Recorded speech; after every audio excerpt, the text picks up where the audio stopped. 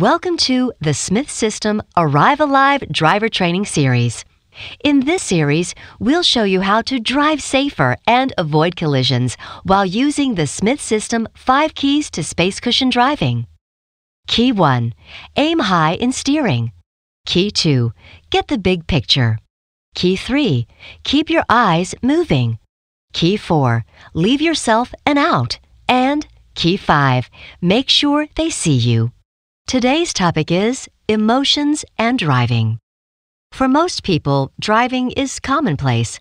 We don't give much thought to the amount of concentration needed to safely navigate a motor vehicle. If you think about it at all, it's for the big things. Don't drive distracted. Don't drive inebriated. Don't drive sleepy. But don't drive when emotional. That one is harder to recognize. Safe driving requires us to see, think, and react quickly behind the wheel. If these abilities are even partially impaired, drivers become more vulnerable.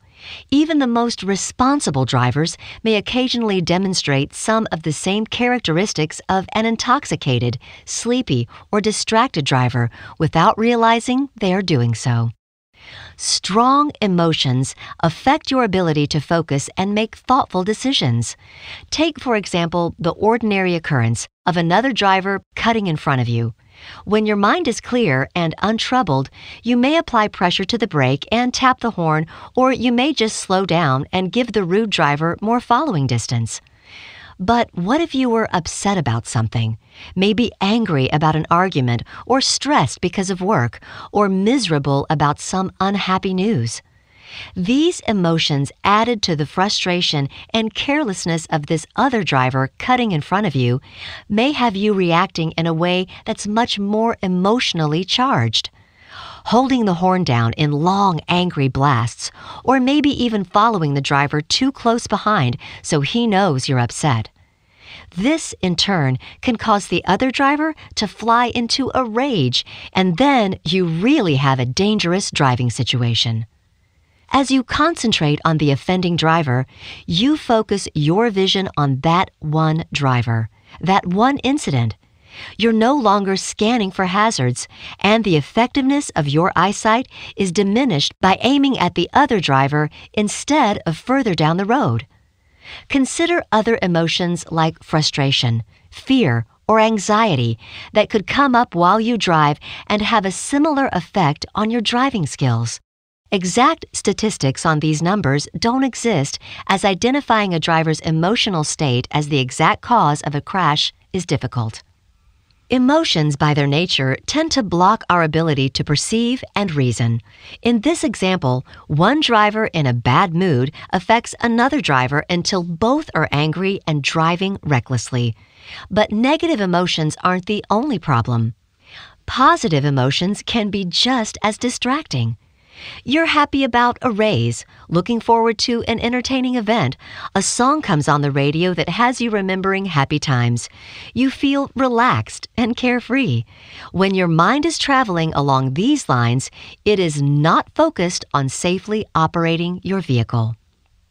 Experiencing a sense of well-being or happiness may not send the same red flags you receive when you're angry or upset. Most of us know the danger of acting out rage and can often identify it and try to control it.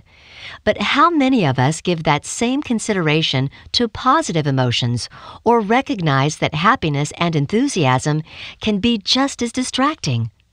Whether you experience positive or negative emotions, take a minute to notice how you feel when you get into your vehicle.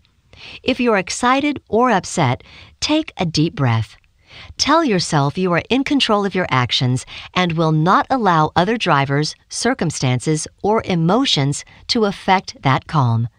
Your responsibility is to arrive at your destination safely, and for that, you need to stay alert, calm, and focused. There are some things you can do to cope with your emotions before or during your drive. Before driving, map out your route and look to see if there are any obvious hazards, such as busy intersections or traffic problems. Knowing where you're going helps reduce stress. If you're running late, decide before you drive that you will not try to make up the time by driving faster than necessary or becoming impatient with other drivers and red lights. If other drivers are making bad judgments or driving aggressively, decide not to join them.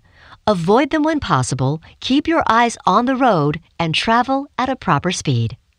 If another driver gets upset with you, do not engage the driver in any way. Don't do anything to make the situation worse, and try to remain calm. If the driver's upset because of something you did, it's okay to show remorse. Offer a verbal apology or indicate with your hand you're sorry and keep going. If you need to do anything other than driving, such as send a text message, look for a document, grab something from the back, pull off to the side of the road, and stop somewhere safe. Learn to acknowledge and control your emotions when you're behind the wheel. While we may not always be able to separate ourselves from our feelings, we can keep our emotions in check until we find a safer place than traffic to vent or celebrate them. Learning to manage your emotions while driving can keep you safe and help you arrive alive.